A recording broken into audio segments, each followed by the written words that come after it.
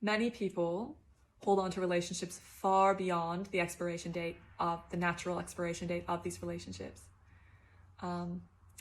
And here's why.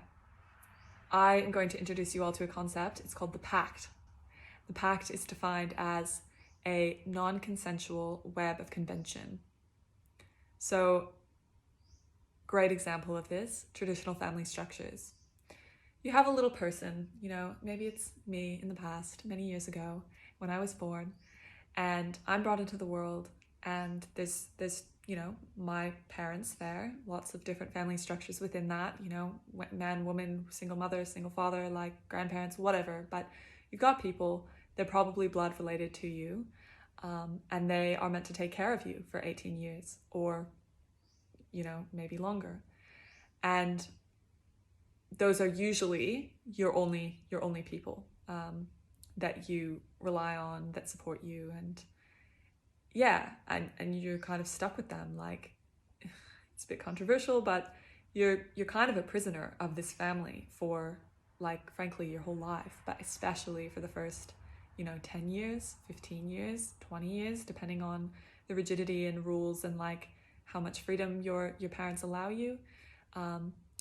You have to live under their roof, or you have to be supported by just these people, and you don't have a lot of freedom to go out and find people who are genuinely on your path, or you genuinely have value with, or you genuinely feel drawn to, or you genuinely have something that you need to work out with them in this lifetime, or people who have shared values, even shared preferences, shared interests, people who you feel empowered by, people you feel better being around. I just talked to my friend last night who I met at a rainbow gathering in Tasmania, Australia. And the reason that he found me and my team of people is because I was there with one other friend, and he kept talking to my friend, and he realized quickly early on that when he talked to my friend, he felt better. And he enjoyed being around her, and he felt lighter and clearer and more himself when and after he talked to her. And so quickly, quite amazing that he was able to realize this, he kept going back to her, and he realized that she was making it really easy for him because she offered one-on-one sessions. He started doing sessions with her. She invited him to come and visit, and now he lives with us. And basically, like, he was feeling what he was drawn to, and he was feeling the value and the potential and the possibilities with my friend, with this person, and eventually with me as well, that allowed him to find this, like, chosen family. I don't love that term, but to find these people who he could genuinely feel like he could be a part of something with, a team, an organizing structure that is not based on family and convention, but an organizing structure that is based on values, needs, desires, wants, preferences, enjoyment, ease, flow, what you're drawn to, all of these things. And that's what I'm trying to create more of in the world, which is, why I have many types of relationships in my life, and why I consider myself to be polyamorous, or ethical non-monogamous, or a free human, essentially. Because I'm not interested in trapping another person, or owning another person, or being owned by another person. I've done that before. I've tried those structures before. And now what I'm interested in is finding people who are genuinely on my path, who I can genuinely get value with and learn from and teach, and who respect me, and who, love me, and who want to learn from me, and with me and beside me, and all of these things. And that allows me to really customize my relationships. So this is another concept that I am very passionate about, customizing relationships. I've got a relationship with my mother and my father that are different. They used to be a lot more like entangled little mesh of just like, we are a family and we are this way with each other. And over the years, I've tried to break it up more and more and more. So I have a relationship with my mother, that's one way. Relationship with my father, that's another way. relationship with my sister, that's, you know, another thing. And it's based on what's possible. It's based on how much connection can we have, how much love can we have, how much empowerment can we have, you know, how much truth and honesty can we have, how much can I express myself with each of these people as individuals. And frankly, like, I love them and I respect them and I think they're lovely and amazing and fun and great. And I know that there's a lot less possibility with these 3 people who I grew up and spent 18 years of my life, you know, living with and beyond. There's less possibility than there are with most of my clients. There's definitely less possibility than there is with, honestly, probably anyone who is watching this video now, because most of this stuff, you know, I couldn't say to them, or, you know, my dad might actually watch this video, and if you do, then like, thank you, I respect you a lot, and I'm really grateful that you want to engage with me in this way, because I'm a different person than I was, you know, 15 years ago, 10 years ago, and I've tried really hard to become a different person energetically, to open myself up, to be more expansive, to break out of the pact as much as I possibly can, even though it's like had like a fucking vice grip on me, and break out of these webs of convention that I didn't really sign up for, that I didn't really agree to, and try to instead ask questions that cut through, like, is there value with this person now? And if the answer is no, then, you know, being okay with leaving and not being attached to that particular person in that particular relationship, or this particular way of relating to a person, but instead being willing to let go when the value is done. And I certainly have less possibility and potential than with, you know, the people that I work with every single day, the team of people that I'm like trying to explore this crazy, you know, reality with.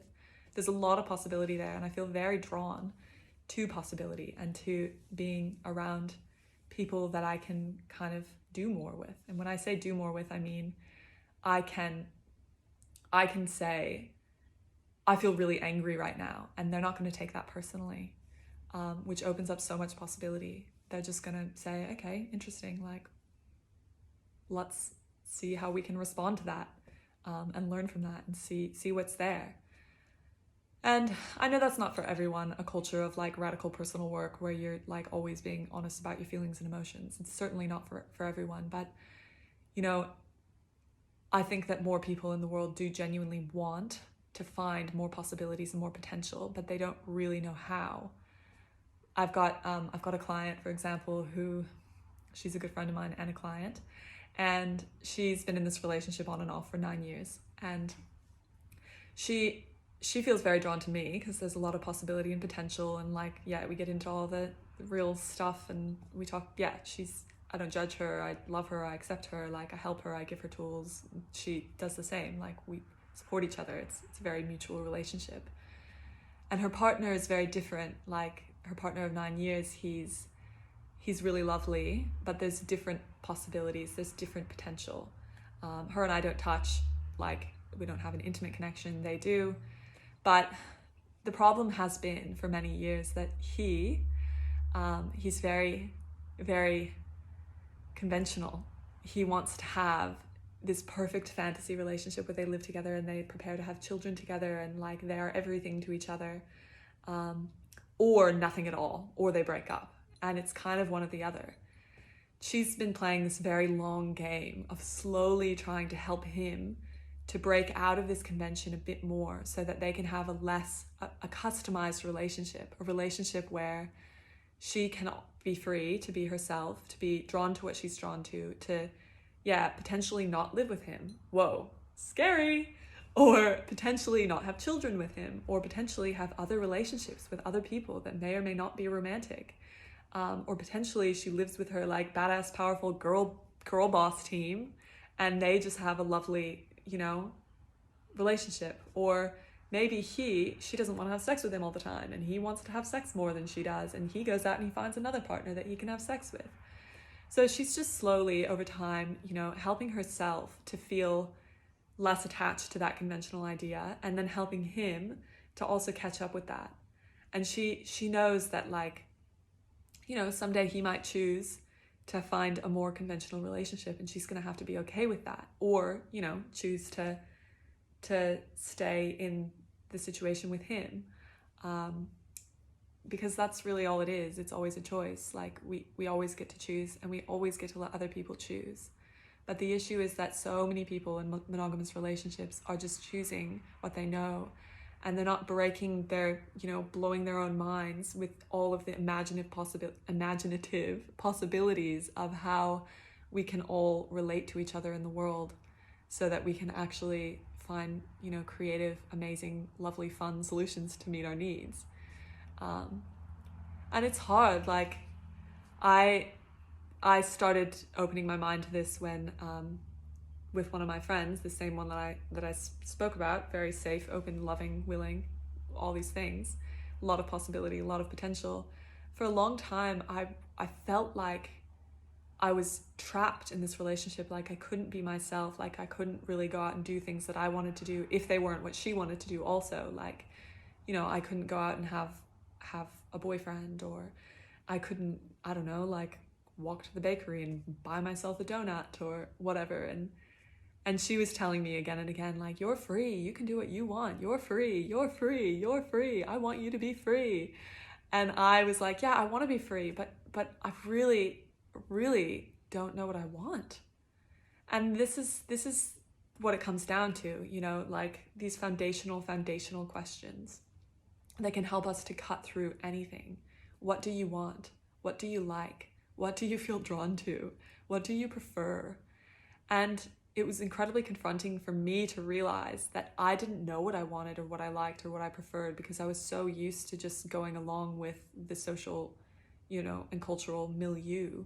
And I was so used to people judging me or not letting me and not allowing me to just do what I wanted to do, that suddenly I had someone who was saying, be free. And I was like, fuck, I don't know how to be free.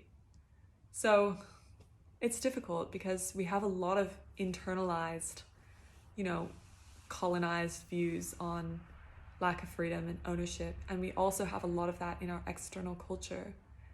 And we need to find safe spaces and people who are imaginative, there are a lot of possibilities with, to think about how can we break free of these things that are really holding us back from genuine freedom.